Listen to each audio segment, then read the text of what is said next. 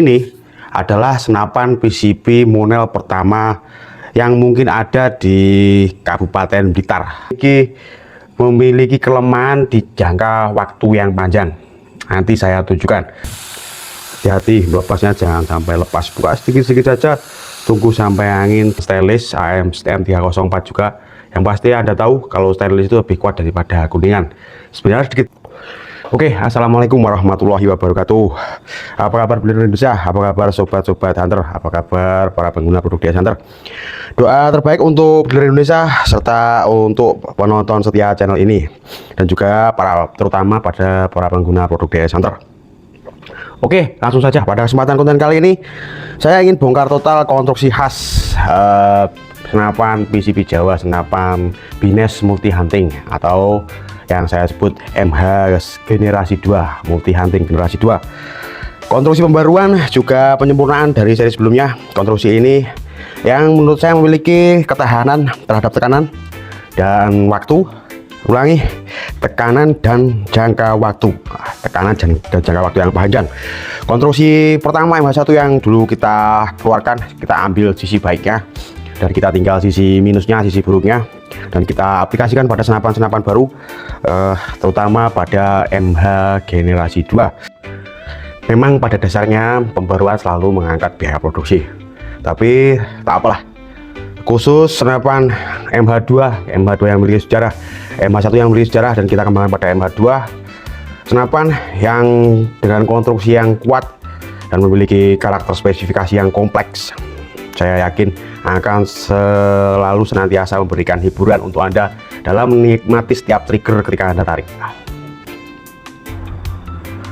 Konstruksi kokoh dan karakter kompleks yang saya maksud adalah pembaruan terutama pada bagian laras yang kita pakamkan perpanjang hingga panjang 63 cm, juga pada bagian chamber yang kita perkuat, juga bagian daleman inlet trigger sudah mengalami pembaruan seperti seri-seri yang lain.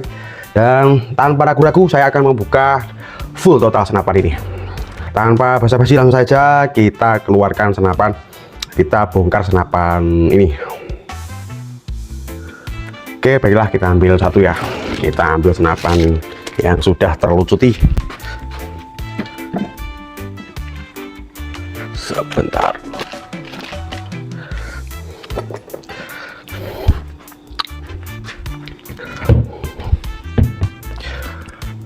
Oke, nampak ya. Ini adalah bentuk mesin tanpa popor pada senapan MH generasi 2, Multi Hunting generasi 2 yang berbasic senapan berseri Bines akurat, memiliki karakter khusus pada chamber dan ciri khas ke fleksibilitas senapan Bines akurat yang kita aplikasikan pada senapan ini. Yang pertama, pembaruan, kita bahas bagian laras. Senapan ini memiliki laras OD 11 full, seperti ini. Kalau pada senapan gejluk basicnya katanya 8, ada yang 9, ini 11, sebenarnya juga 8 atau 9, tapi kita press dalam bagian pipa UD 11 yang sangat presisi, dengan berpakem pada senapan PCP Evo, pada senapan M43 yang saat ini masih sangat digandrungi oleh para berder Indonesia, juga pada senapan kelut kuningan atau apa ya, yang berkarakter laras 11 mili. Kenapa saya masih setia dengan kuningan? Karena untuk senapan angin, saya kira ini laras dengan berbahan kuningan saya rasa sudah sangat lebih dari cukup. Ini angin loh ya, pendorongnya menggunakan angin, bukan menggunakan api atau mesiu. Saya dulu pun juga udah sering pertama keluar senapan bocah proklamator kita bekali dengan laras baja, tapi dalam hitungan persentase pemakaian, katanya kalau terhitung baja itu memang awet, tapi tidak. Dalam persentase kami 25% di antara senapan yang sudah kita keluarkan mengalami masalah. Sebenarnya masalahnya adalah masalah perawatan. Itu adalah kelemahan laras baja yang saya ketahui, yang saya keluarkan pada seri awal. Karena untuk laras baja pada senapan PCP Jawa kita hanya memakai baja putih atau seamless kalau bahasanya orang Bandung. Kita pun bekerja sama dengan yang ada teman di Bandung yang berinisial TB ya, bulldozer, teman yang saya kerjasama nama bulldozer. Dia juga sekarang pun masih saya terima ini, kenapa laras baja masih saya simpan sekitar berapa ya. Dari perawatan, laras kuningan lebih unggul, lebih fleksibel tanpa ada perawatan khusus. Dari berat pun ini udah 11 dan baja rata-rata kan ada yang UD 13, 16, 19, bahkan ada sampai 22. Dari kata cukup, saya rasa 11 cukup, ngapain kita pasang yang 13, 16 atau 19. Karena kita juga sudah terbukti untuk memasang laras kuningan, dari persentase yang kita keluarkan, saya main 1200 fps itu udah lama lah ya. Kalau dibilang dari MH1, persentase laras yang rusak hanya 10%. Dari EVA 3 sampai sekarang persentase laras rusak di bawah 20% dalam usia pemakaian lebih dari 5 tahun, kalau MH 10 tahun lebih ya. Terus untuk laras kuningan saya ambil angka 5 tahun. Kenapa? Yang paling rutin kemarin yang pada pembuatan video itu, pembuktian video gejluk Evo, terus pembuktian senapan Java gitu. Beliau mengembalikan laras ini masih dalam perjalanan, kalau terhitung usianya 5 tahun lebih ya dari sekarang ya, saat senapan ini kita kirim. Dan beliau adalah pemakai yang menurut saya sangat aktif dan memakai mimis yang kelas berat. Terus harganya pun kalau kita pakai kuningan pasti lebih ringan. Untuk setting pun kita lebih mudah, karena kita untuk kuningan kita masuk dalam lingkaran kompetensi saya. Saya mempelajari laras kuningan sejak dulu dengan kita olah sedemikian rupa yang tidak dilakukan oleh bengkel senapan angin lain. Konstruksi yang sudah terbukti kita aplikasikan kepada MH generasi 2 ini. Maaf, ini saya sisihkan sedikit saja sebentar. Konstruksi laras ini, kenapa di depan ada ukuran yang besar dan belakangnya 11? Ini adalah sistem penguat di bagian ujung dengan menggunakan 2 baut, dan di tengah ada beberapa shock yang terbuat dari Teflon atau PTFE yang saya rasa ini mengurangi bobot senapan ini. Yang sebelumnya kita full kuningan atau stainless, sekarang kita padukan antara stainless, Teflon, dan PTFE atau Teflon. Hasilnya cukup karena kita memakai kondom atau laras OD 11, dan ini sangat presisi, dan saya berikan keyakinan kepada Anda seperti video-video kemarin yang terbukti sudah tersupport oleh berbagai jenis mimis. Dan juga dengan konstruksi seperti ini, menggunakan chamber binas akurat dan menggunakan lontop OD 13 ya. Dia bisa Anda upgrade dengan ukuran tipe laras A, B, atau C. Handle yang kita buat elegan dengan menggunakan bahan stainless yang full kotak ini akan sangat nyaman dan pastinya lebih memiliki karakter atau ciri khas dari DS Hunter, dengan kokoh, dengan nilai kokoh, dengan nilai lebih. Langsung saja kita buka bagian laras ini. Saya berikan contoh kepada Anda cara pembukaannya. Di bagian depan ada drat peredam yang berukuran M12 x 125 atau ukuran universal.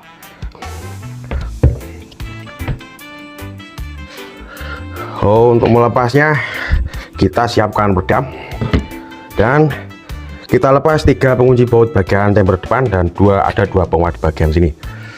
Kita lepas 2 baut bagian atas dan bawah. 2 penguat baut akan lebih kuat daripada tidak diberi penguat pastinya, dan lebih kuat daripada 1 baut. Kita berikan 2 baut pengunci di bagian depan. Cara melepasnya juga sangat mudah, ya tinggal lepas 2 baut di depan sampai lepas, dan lepas 3 baut bagian chamber depan. Jelas kita masih memakai standar sambungan kuningan seperti itu karena dalam penelitian saya rasa ini sudah cukup mumpuni untuk ukuran senapan angin, bukan untuk senapan api ya. Setelah terlepas kita putar sambil ditarik pelan-pelan. Oke.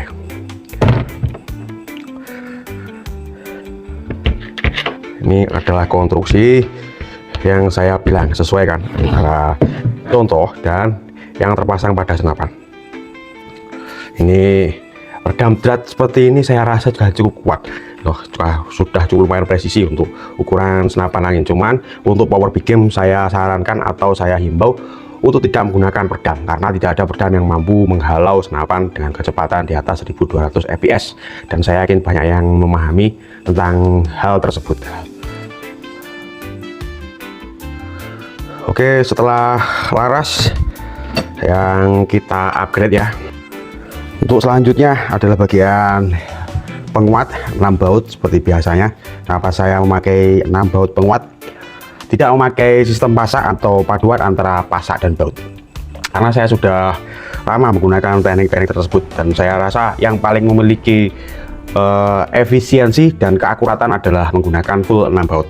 Kenapa alasannya? Mari kita buka. Ini adalah senapan PCP Monel pertama yang mungkin ada di Kabupaten Blitar. Saya nggak bilang di Indonesia, saya nggak tahu. Dalam kapasitas saya, ini adalah memakai ciri khas gejluk, karena ini lahir ketika tahun sekitar 2010-2011 senapan ini. Saya di waktu itu menemukan bahan ini, katanya adalah shockbreaker, shock motor GL Max katanya. Tapi dan saya cari lagi, ternyata ini adalah pipa seri SUZ atau bukan ASTM. Memang dia karakternya seamless, tapi dia memiliki karakter baja, kerasnya luar biasa. Sampai sekarang masih saya simpan sebagai dokumentasi. Ini saya tunjukkan adalah bagian pengisiannya aja. Kita udah mengenal kupler di masa lalu, dan ini adalah penguat yang full menggunakan patek atau pasak. Dan yang menggunakan paduan ini adalah gejluk Evo. Gejluk Evo yang diberikan ciri khas bullpup atau pesanan senapan khusus pesanan, dengan menggunakan sistem paduan antara baut dan pasak. Saya bongkar kenapa saya tidak menggunakan sistem paduan ini. Oke, bentar, ini saya sisihkan dulu. Sudah saya siapkan untuk pengunci-penguncinya. Ini pasak ini ukurannya adalah 4 mili, sebenarnya 4 mili koma. Dan yang poin yang menjadi acuan saya kenapa saya tidak menggunakan pasak, resiko saat pengerjaan ketika menggunakan pasak 2 kali lipat lebih tinggi daripada kita menggunakan baut. Itu alasannya. Yang kedua, dari segi kekuatan menurut saya ini memiliki kelemahan di jangka waktu yang panjang. Nanti saya tunjukkan. Yang jelas ketika kita menggunakan baut ini 6 dan ini baut 2 dan kita tambah pasak, kita sebenarnya dulu menghemat biaya produksi. Anda paham pasti harga pasak ini sebenarnya adalah stainless 4 mili, yang rata-rata mereka pakai 4 mili sampai 6 mili biasanya. Tapi kalau secara ekonomi, secara nilai rupiah, bahan ini lebih murah daripada menggunakan baut baja dengan kekerasan 40H atau 45H. Harganya satu baut bisa dapat 10 kali pasak. Kita pasangkan pada senapan-senapan DS Hunter sejak lama udah menggunakan 6 baut depan 6 baut belakang, otomatis biaya produksi lebih tinggi, makanya harga kita selalu sedikit di atas daripada produk-produk Blitar yang lain. Saya kembali kepada alasan yang pertama, proses pengerjaan pada pembuatan pantai atau pasak ini memiliki resiko tinggi. Maksud saya adalah proses pengeboran. Oke, saya tunjukkan ya. Saya siapkan sketmat digital, mata bor, dan ini as ukuran yang biasa dipakai umumnya pada senapan gejluk. Ini adalah pembukanya. Senapan ini kosong karena pada senapan gejluk yang berbahan kuningan atau PCP yang berbahan kuningan saya tutup, ini mengalami masalah keretakan pada tabung. Saya hanya ingin menunjukkan bagaimana kerja pasak ini, yang maksud saya berisiko. Senapan ini kosong, maka saya akan buka. Nampak di kamera ya. Maaf saya videonya sendiri. Maaf saya nggak ambil tang aja, nggak bawa palu ini. Nah, tahu kan? Nah, maksud saya pasti paham, udah jatuh. Ini adalah pasak, ini adalah mata bor, ini adalah contoh pasak. Kita netralkan dulu. Ini adalah mata bor dengan merek Naci standar pabrik ya. Ini adalah pasaknya 4 mili. Resikonya, jika pekerja sedikit lalai saja ketika melakukan pengeboran, dia menjadi ringan atau goyang seperti tadi. Berat di sebelahnya lagi ringan. Ya, dari segi ukuran kita ukur ya. Kita netralkan dulu. Jangan 0. Maaf, 0. Oh, nolnya di sini. Kita nolkan dulu ya. Berarti 1, nolkan lagi. Ini ukurannya adalah 391 untuk mata bor. Coba kita cek lagi. Oh, dia belum 0, harusnya 0,4 berarti. Sekali lagi kita ulangi.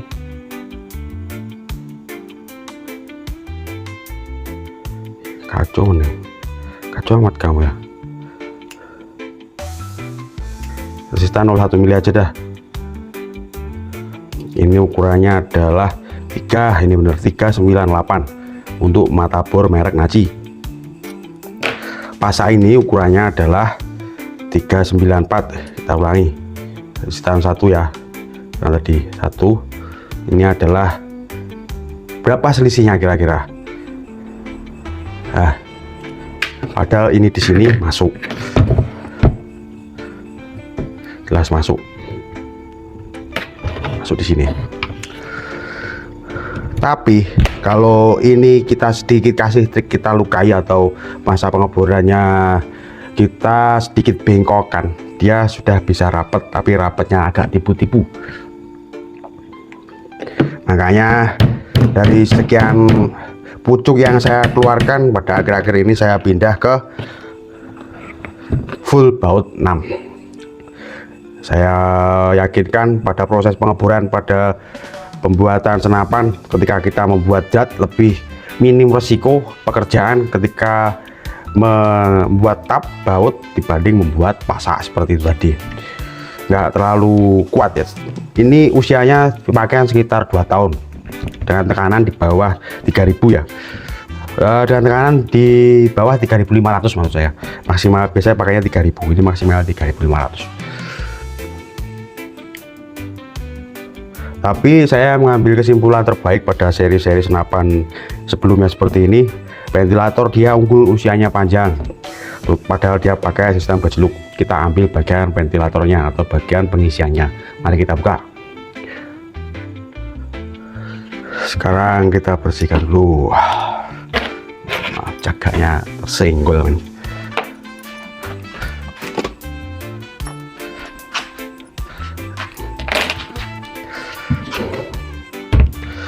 Dengan menggunakan 6 baut dan kita berikan penutup seperti ini menggunakan pengisian Mini Cooper untuk senapan Bines atau MH2. Yang membedakan dari senapan lain, untuk senapan Bines ini di bagian pengisian, fungsi dari coupler di sini dia hanya sebagai adapter atau adapter antara pompa kopel betina ke sini, pompa jantan di sini. Artinya dia tidak menanggung tekanan angin setelah angin masuk ke dalam tabung. Saya beri contoh. Kita siapkan kunci ukuran 12.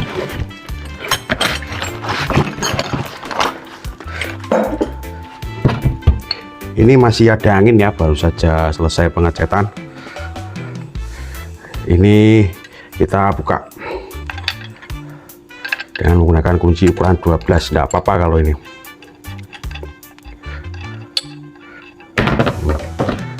Ini sistemnya dia adalah adapter saja, dan kita menggunakan bahan tutup tabung dari stainless. Ini masih ada anginnya. Mari kita kosongkan aja sekalian.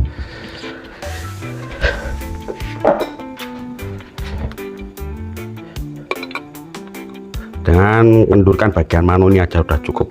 Nanti kalau kurang kita kendurkan juga bagian kita lakukan tembakan kosong bisa ada angin ya.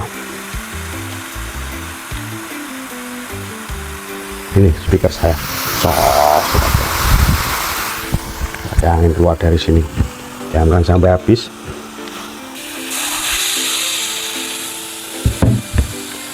Hati-hati melepasnya, jangan sampai lepas. Buka sedikit-sedikit saja, tunggu sampai angin di angka 0. Bentar kok nggak lama.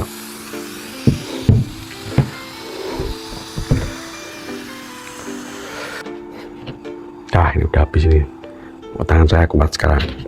Udah habis ya. Licin men. Kita lakukan tembakan seperti ini untuk meyakinkan angin benar-benar habis ya.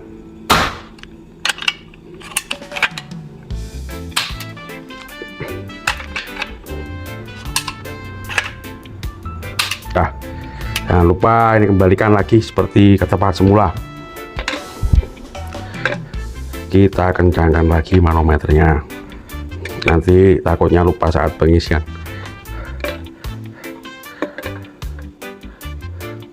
Jangan terlalu kuat ya kalau masang set gini, kira-kira mentok, kurangi dikit gitu loh. Nah, mentok kurangi dikit aja, udah pasti dia rapat kembali.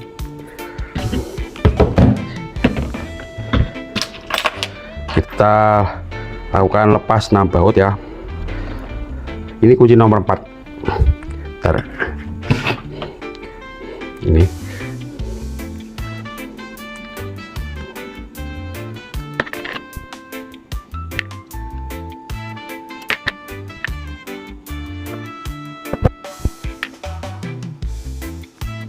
lepasan udah. Nah, ini habis. Sedikit congkel bisa. Ini. Untuk pasang ini juga bisa. Pasang lagi adapternya untuk menarik maksud saya.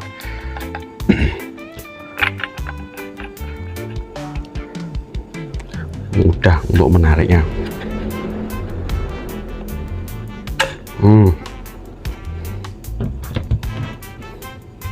Ini dia.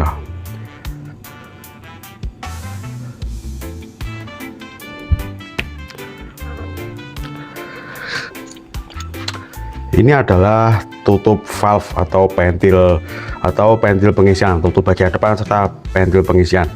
Kita pakai bahan stainless AMSTM 304 juga. Yang pasti Anda tahu kalau stainless itu lebih kuat daripada kuningan. Sebenarnya sedikit berlebih, tapi kita mengambil nilai efisiensinya. Harga kuningan sekarang semakin mahal, yang pertama. Yang kedua, jelas stainless akan lebih baik daripada kuningan. Sebenarnya bentuknya seperti ini, kita berikan ruang seperti ini. Ini adalah pipa ukuran 13. Ini adalah tempat pernya. Di dalam ini ada pernya. Dalamnya ada baut. Maaf, ada ventilator atau valve-nya.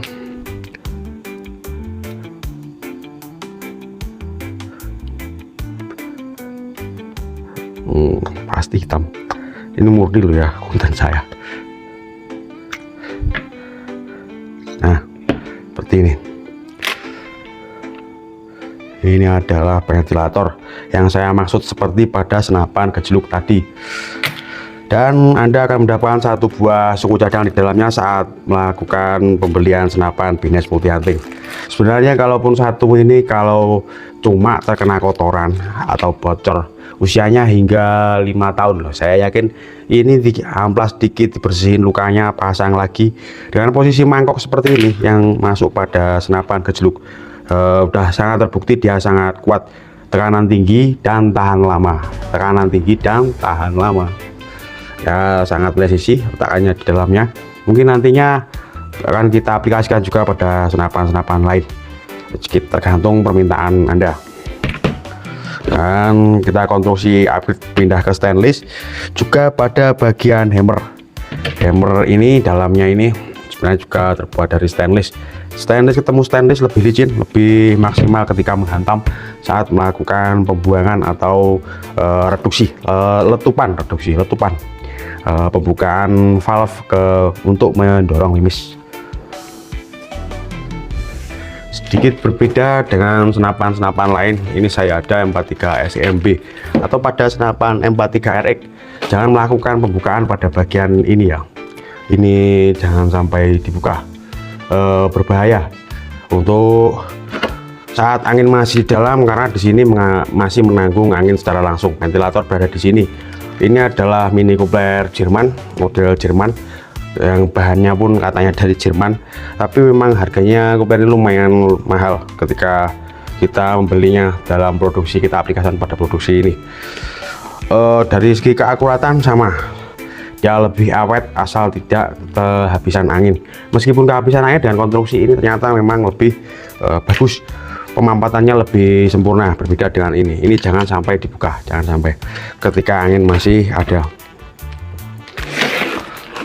Upgrade yang kita lakukan adalah laras dengan panjang pakan 63 cm, torsi, laras torsi yang memiliki karakter impact yang sudah pasti menciptakan nama, menciptakan legenda, dengan torsi khusus yang tidak dikerjakan di perusahaan-perusahaan lain, dengan keawetan yang pasti kita jamin dan sudah terbukti.